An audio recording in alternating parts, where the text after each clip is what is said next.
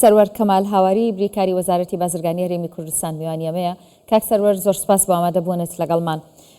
تۆ زۆر وڵاتت بینیوە بەڵام ڕەنگە تا ئێساوت نەبینی بێ کە وڵاتێک سەرژمێری دانیشتوان بکات بەڵام ئەنجامی سەرژمێری دانیشتوان نەکاتە بنەمای بودجە و دابەشکاریەکان. ئەمە تەنیا لە عێراق هەیە؟ ئەم کەتت باش. طبعا ئەو کێشەی کە ئێستا ڕوویداوە بەداخەوە چێتە پاڵ کێشەکانی دیکەی فدرال کە بۆ هەرێمی کوردستانی دروستەکە لە کێشەی بودجە، لە کێشەی موچە. بەڕاستی ئەو متمانەی کە هەیە ڕۆژ بە ڕۆژ ئەو نامتمانەیە قوڵە بێتەوە. ئەم بابەتش کە لە چەند ڕۆژی ڕابردووە وەزارەتی پلاندانانی عێراق بە پیلانێک دێت ئەو ئەنجامە فەرمی کە پێویست بووە هەردوو وەزارەتی پەیوەنددار لەو بابەتە بەیەکەوە ئەعلانی بکەن بەبێ هەماهەنگی ئەوان هاتوون ڕێژەی ژمارەی دانیشتوانی هەرێمی کوردستانیان کەم کردوێتەوە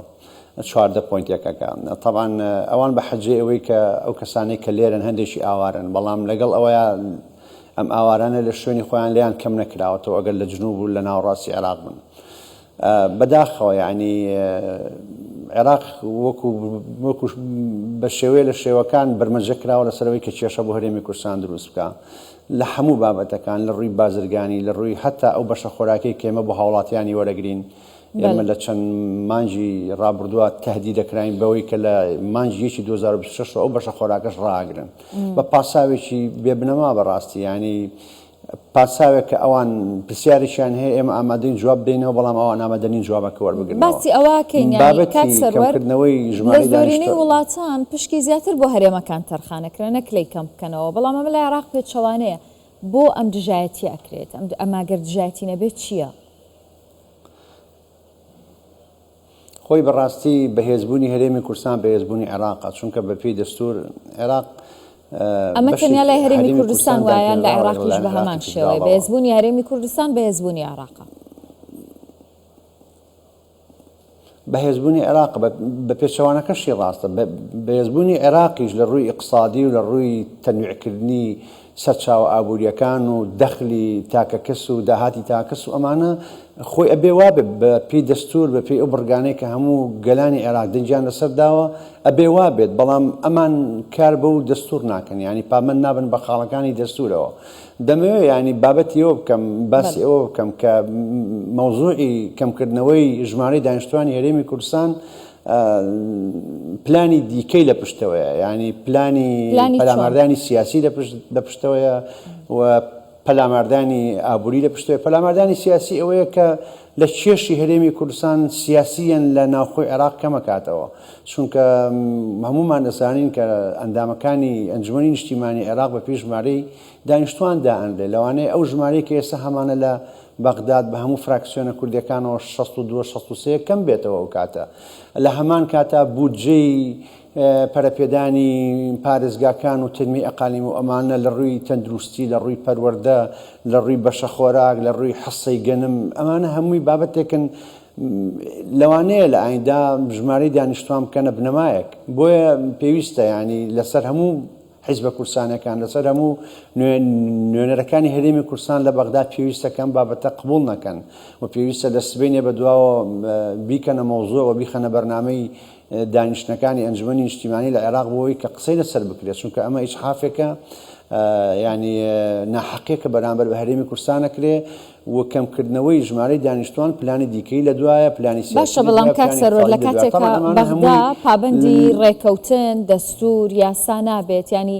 نوێنەرانی کورد و حکوومەتی هەرێمی کوردستان چی بکەن، چۆنم کۆدە بکەنەوە، ینی چۆن مامەڵە بکەن لەگەڵ بەغدا؟ طبعا ئەوان نوێنەری حکوومەتی ئەوان نوێنەری هەرێمی کوردستان نەکرێ، حکوومەتی هەرێمی کوردستان نوێنەری هەرێمی کوردستان مەبەستم نوێنەران و حکوومەتی هەرێمی کوردستانیش چی بکەن؟ ئەوە نوێنەرانی حکوومەتی هەرێمی کوردستان ئەگەر وەکو کابینەی وزاری حکوومەتی هەرێمی کوردستان وەزارەتی پلاندانان بەرپرسە لەم بابەتە لەگەڵ سەرۆکاتی ئەنجومەنی وەزیران، بەڵام من مەبەستەکەی من نوێنەرانی هەرێمی کوردستانە لەوێ، ینی نوێنەری خەڵک نوێری خەڵک و حکوومەتی شەکە بەس نوێری خەڵکە ئەندام پەرلەمانەکانی فراکسیۆنە کوردەکان پێویستە لەم بابەتە هەموو یەکدەنگ بن چونکە ئەمە پەیوەندی بە ژیان و بژێوی و گوزەرانی هەموو تاچێکی هەرێمی کوردستانەوە هەیە یعنی ئەگەر بێت و ئەم پلانە سەر بگرێ پلانی دیکەی بەدوادێ ینی لە وەزارەتی پلاندانانەوە دەست پێ ئەکرێت دوای ئەم ژمارەیە شۆڕەکرێنی شۆڕەکرێتەوە بۆ خوارەوە بۆ هەموو وەزارەتەکانی دیکەوەکو باسم کرد و پشتی بووجە پشتی ئەو نەفقاتە سیادیانەی ینی ئەو خزمە گوزاریانەی یاخود ئەو بەشە بوجانەی کە لە نەفقاتی حاکیمە کە پێشتر 12.67 داناوە بە هەڕەمەکی دایانناوە لەسەر بنەمایەکی عیلمی و حسابی و ژمارەی دانیشتوان نەبووە ئەوانە هەمووی کەمە بێتەوە پەروەردە کەمە بێتەوە تەندروستی کەمە بێتەوە ئەمە هەمووی لە ناو خۆ تەئسیل لە جوڵەی بازاڕەکە تەئسیل لە بژێوی هاوڵاتیان و لە هەموو کایەکانی ژیانەکە بۆیە پێویستە هەرێمی کوردستان بە گەل و حکوومەتیەوە بە نوێرەکانیەوە لە بەغا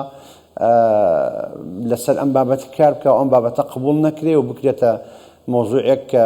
نەچێتە پاڵ مۆزوعەکانی تر ینی بۆی متمانەکە زۆر بێمتمانێکە لەوە زیاتر قوڵ نەبێتەوە لە نێوان هەرێم و فیدراڵە چونکە بەڕاستی هەموو ئەوانەی کە ئەکرێ ئاماژەن بۆ ئەوەی کە بەغداد هەموو ڕێکەوەی کێشە هەرێمی کوردستان کەم کاتەوە ینی ئەو کێشە سیاسی کە هەیەی کەمی کاتەوە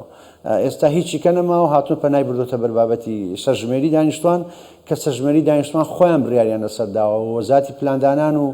دەستەی ئاماری هەرێمی کوردستان زۆر بە شێوەیەکی زانستی و بە شێوەیەکی مەیدانی لەگەڵ پرۆژەکە بوون و سەرکەوتوو بووە و هەمویان پێکەوە بڕیاریان داوە کە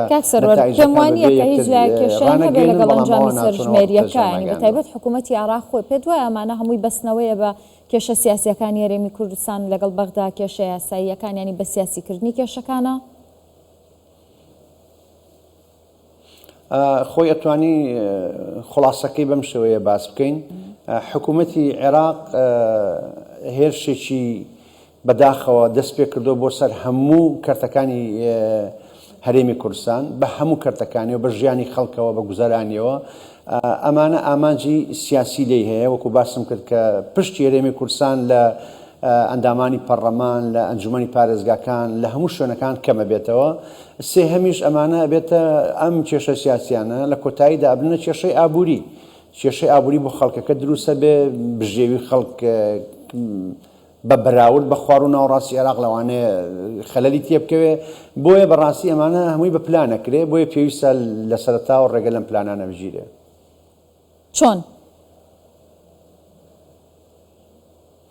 چۆن وەکو باسم کرد ینی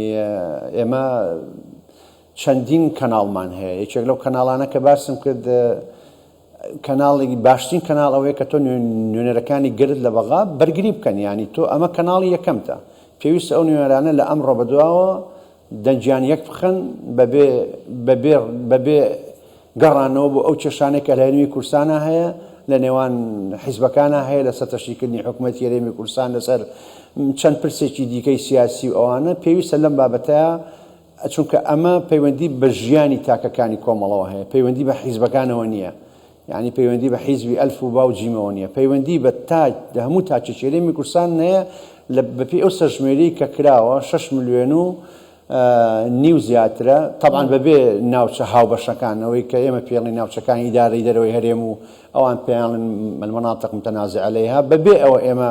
6 ملیۆن و نیو زیاترین خۆ بەوانەوە ڕەنگە بچینە حوت و شتێکیش بۆیە یەکەم کەناڵمان